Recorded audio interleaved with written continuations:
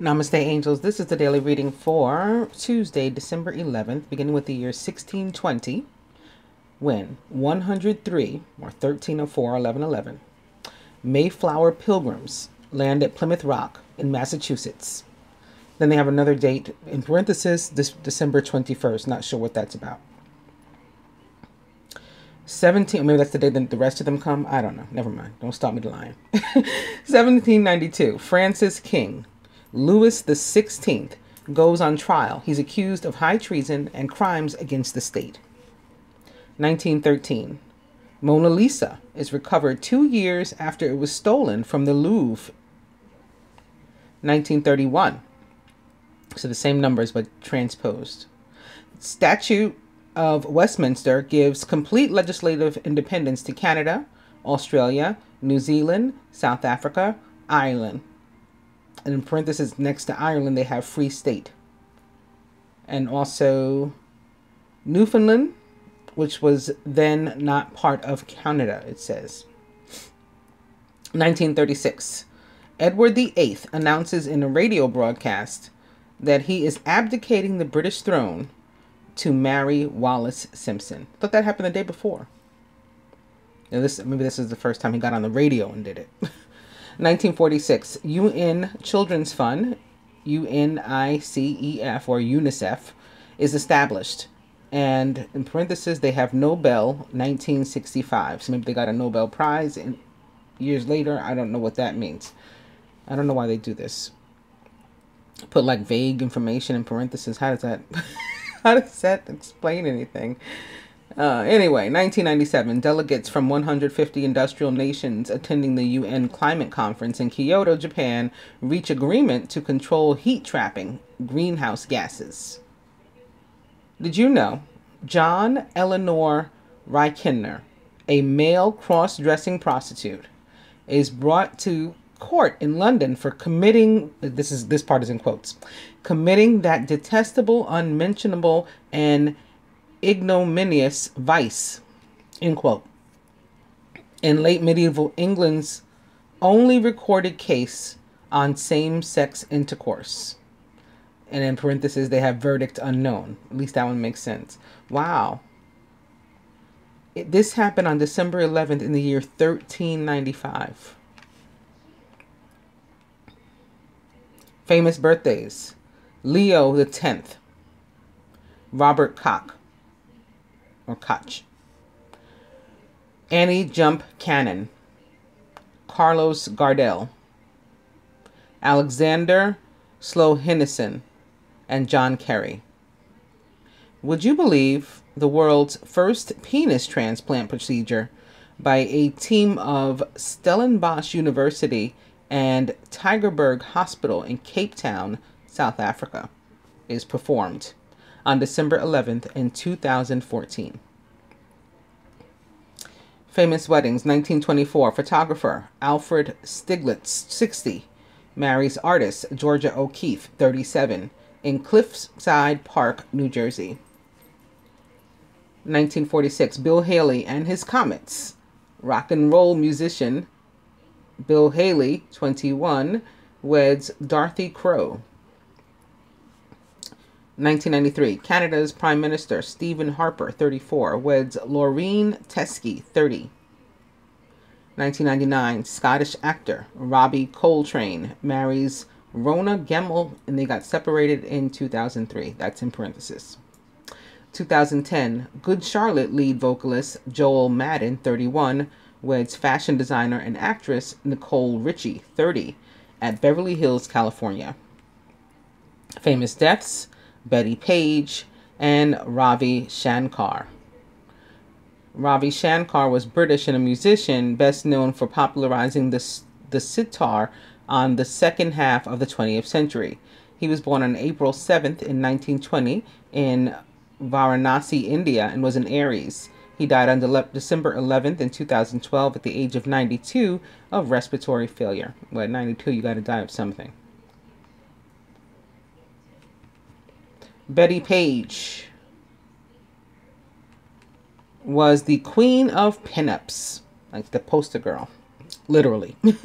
She's often referred to as the Queen of Pinups. Her jet black hair, blue eyes, and trademark fringe, or bangs, have influenced artists for generations and made her famous in the 1950s.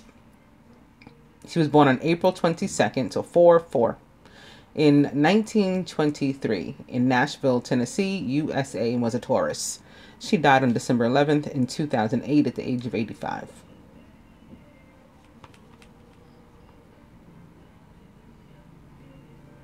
John Kerry is 74 years old.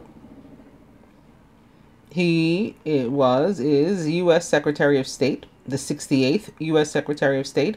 He was also a candidate of the Democratic Party in 2004 presidential election, losing to incumbent President George W. Bush. He served in the United States Senate and was chairman of the Senate Foreign Relations Committee. He was born on December 11th in 1943 and is 74 years old, from Aurora, Colorado, USA, a goat/sheep, and a Sagittarius. Alexander Solzhenitsyn is Russian, or was Russian, a writer and a Nobel laureate, famous for the Gulag Archipelago, One Day in the Life of Ivan Denitovich. He was born on December 11th in 1918 in Kislovsk, Russia, and was a Sagittarius. He died on August 3rd in 2008 at the age of 89 of heart failure.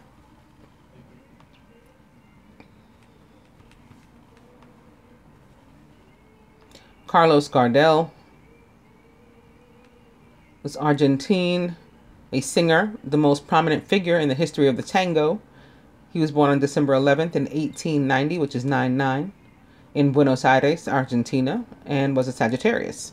He died on June 24th, which is 6-6, in 1935, at the age of 44. He's got a lot of double numbers involved in his situation. The cause was a plane crash. Annie Jump Cannon was American and an astronomer, famous for having been, I guess they mean, a pioneering female astronomer who invented the stellar classification system. Okay, you go, girl. Cannon was the first woman to receive an honorary doctorate from Oxford University. This happened in 1925. She got that. She was born on December 11th in 1863, which is 9-9, in Dover, Delaware, USA, and was a Sagittarius. She died on April 13th, which is 4-4, at the age of in 1941 at the age of 77. She's got a lot of double numbers too. Robert Koch was German and a microbiologist, famous because in 1905 he won the Nobel Prize in Physiology or Medicine for tuberculosis, cholera, and anthrax. He was born on December 11th in 1843 in Clausthal, Hanover, Germany, and was a Sagittarius. He died on May 27th in 1910 at the age of 66. And lastly, Leo the 10th, who's got like a real puss on his face in this picture. Might have been an asshole. Let's see. His real name was Giovanni di Lorenzo de' Medici. Oh, the Medici family was kind of assholes as a collective, as a group. But we'll see. He was Italian and a pope, best remembered for granting indulgences for those who donated to reconstruct St. Peter's Basilica, which practice was challenged by Martin Luther's 95 Thesis. So he was taking money and giving, for favors in exchange. So it wasn't really on the up and up. He did not take seriously the array of demands for church reform that would quickly grow into the Protestant Reformation. Yeah, I knew it from looking at him. He wasn't going to be good. He was born on December 11th in 1475 in Florence, Italy, and was a Sagittarius. He died on December 1st in 1521 at the age of 45. He was the last one.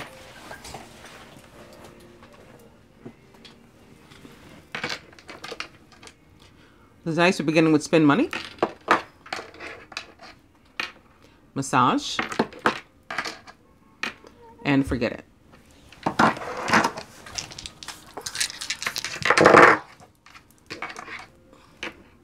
Spirit says stay in bed. party and still forget it. Yesterday was the Ace of Cups. Now it's the 6. Memories from your history or childhood. Issues regarding children and romanticizing the past. The 6 and the Ace could be connected easily, right? Could be like a reunion, old friends or love, family even. Opening to the Magician with Archangel Raziel. You are ready. You have the resources or the ability to manifest them, and life is magical. The Magician represents the sign of Gemini for me. Sometimes the other mutable signs, Sagittarius, Virgo, Pisces. And it is all about one, or our thoughts and words becoming our reality.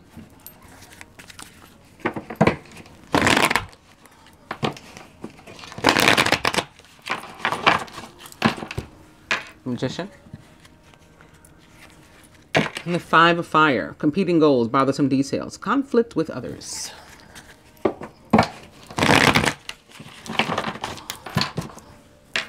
5 of Fire can be about action sometimes too. Maybe because you're a Queen of Fire, confident, warm, intelligent, and graceful. Stretch your wings and fly. Don't underestimate yourself. Assert your independence and creativity. So this can be you doing just that, like taking some sort of action, going after something, pursuing some passion of yours. Queen of Fire. Or you could get into it with a Queen of Fire. You'd have some sort of conflict. Maybe there's one at your job or in your family or a close friend that you have some sort of conflict with.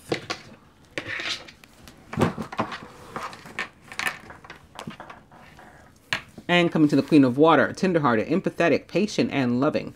Relationships develop to a new level. Trust your intuition. Care for yourself and others.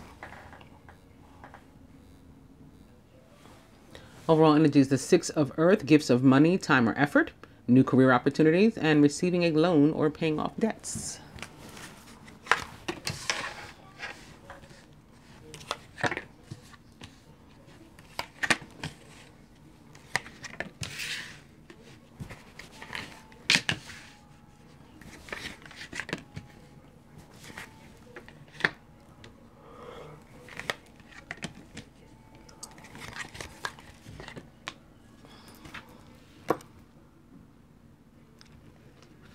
Crowning the masculine is the 2 of Air, being unwilling or unable to make a decision, a stalemate, pretending there's no problem. We saw the 2 of Air show up by the masculine in the collective reading for the week.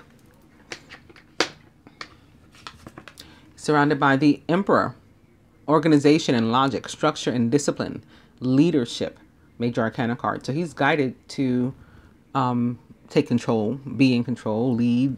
Like if he has a decision to make, that he needs to be the one to make it with his self in mind and not other people, right? This is taking control of your own life. Masculine subconscious, the 8 of Fire, events moving at a fast pace, delays are over, and many things are happening at once. This can be communication, this can be something going on behind the scenes to improve his situation. 8 of Fire, never bad. Feminine is crowned by Major Arcana card 13, release or death in the traditional tarot, which represents the sign of Scorpio, the end of a phase or situation. Spiritual transformation. It's time to move on. This too could have something to do with a Scorpio, as the Emperor represents the planet Mars, ruler of both Scorpio and Aries. Feminine is surrounded by Major Arcana card Balance, which is temperance in the traditional tarot.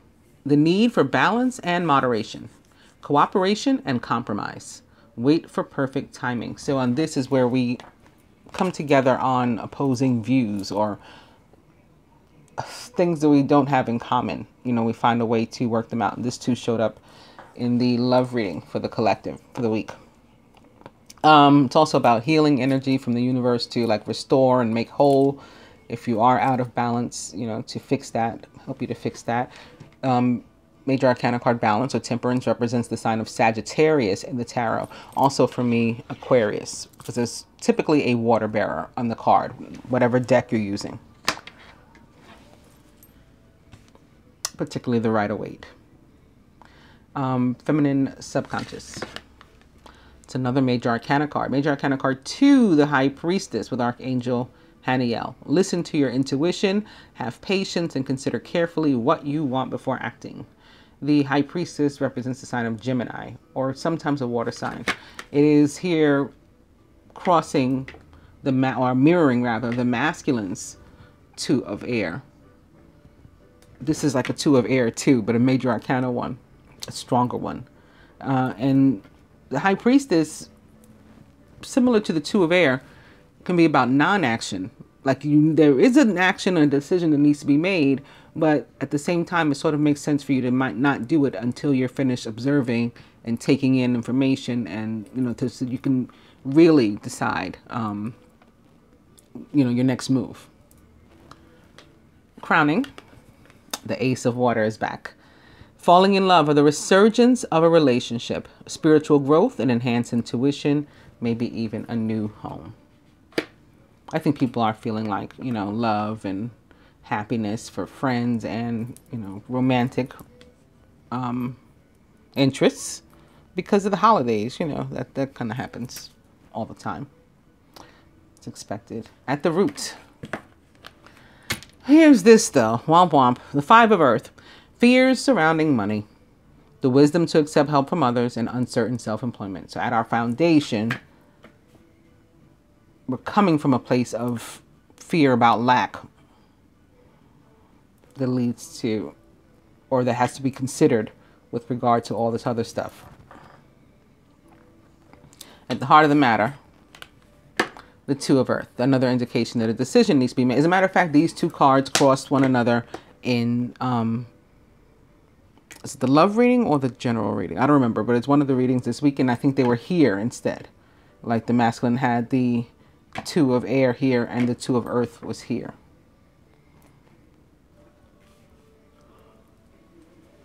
It must have been the general. So there's indication like twice over that he has to make a decision, likely about something earthly and maybe having to do with work, with a boss, with work, maybe whether or not to become his own boss, start a new business, Ace of Water.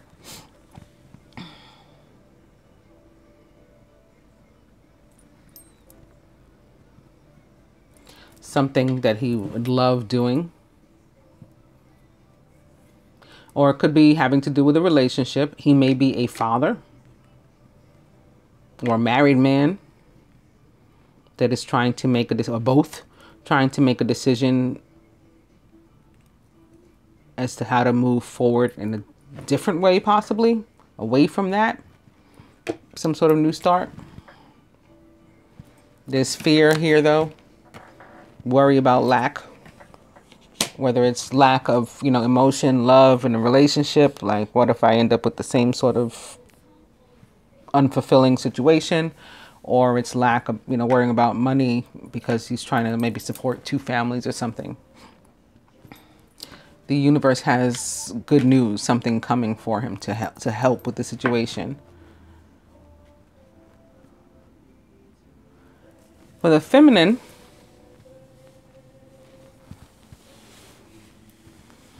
I think this is more romantic, especially with the energy of, I'm feeling the Gemini and the Sagittarius. Is it today? It might be today on the calendar.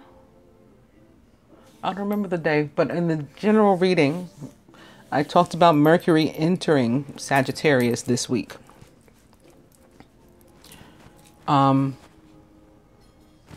Mercury, Gemini's ruler. Sagittarius, or for Geminis at least, rules our 7th house of relationships and like true love. So while Mercury in Sagittarius can cause some crazy stuff, I think in that area, it can also mean different things for us, like more positive things, like something going on with your romantic life. Improvement. Positive movement forward. That may require a decision of you too. Or this could be about you trying to get restored to balance, because we have two cards basically about balance sitting here next to each other. One is called balance and top, you know, and this one, the Two of Earth, can definitely be about balance and trying to find that place between work and play, you know, where you're getting everything in. You're making sure you're tending to yourself as a human and maybe, you know, as a woman or man, and nurturing yourself however you need to as a consequence of that, but also trying to make sure that you're about your business.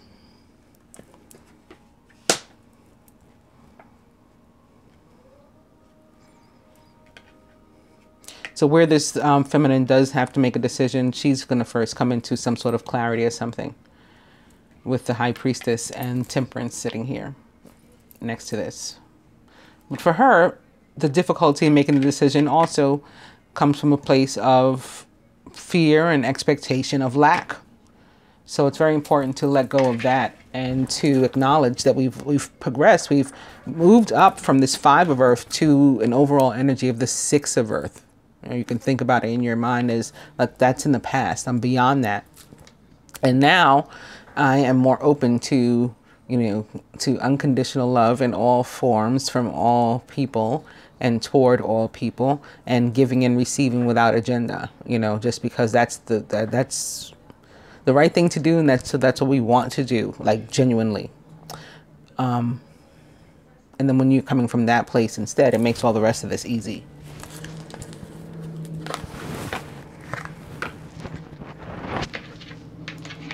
Further advice from the masculine is to go for this new start. Whether it's at work, I mean, like that's the decision that you should be making. Whatever this Ace of Water is for you, relationship, job, home, whatever the opportunity, the Dreamer shows up, Major Arcana card 0, to say go for it. A leap of faith, right? Despite the fears, we're moving on. Despite these fears, we're moving on faith. Follow your dreams, because that leads to unexpected opportunities. You have no idea what else is going to come your way once you start to accept your blessings from a genuine place of trust in the universe and unconditional love, you know, in your heart. You have no idea what blessings could come flooding in, is what this is saying. The Dreamer represents again for me this sign of Gemini, but also Virgo, because it represents the planet Mercury. I was just talking about Mercury. Yes, Mercury is our ruler as Geminis and Virgos. When I picked up this 6 of Earth, I didn't notice it before, but I notice it now. Also upright is the 9 of Air, expecting the worst, self-fulfilling prophecies and sleepless nights. But behind that, also upright, and is the last one that is upright, is the Ace of Earth, the inflow of abundance, a promising business venture and important documents or contracts. So again, this too is an indication that goodness, blessings want to come to you, and you have to let go of your fear. You have to, you know, rest easy, because this can be about needing rest, you know, and restoration to balance and wholeness yourself. You need to rest easy that the universe has got you, and be open to faith, genuine faith, even in the face of, you know, past lack.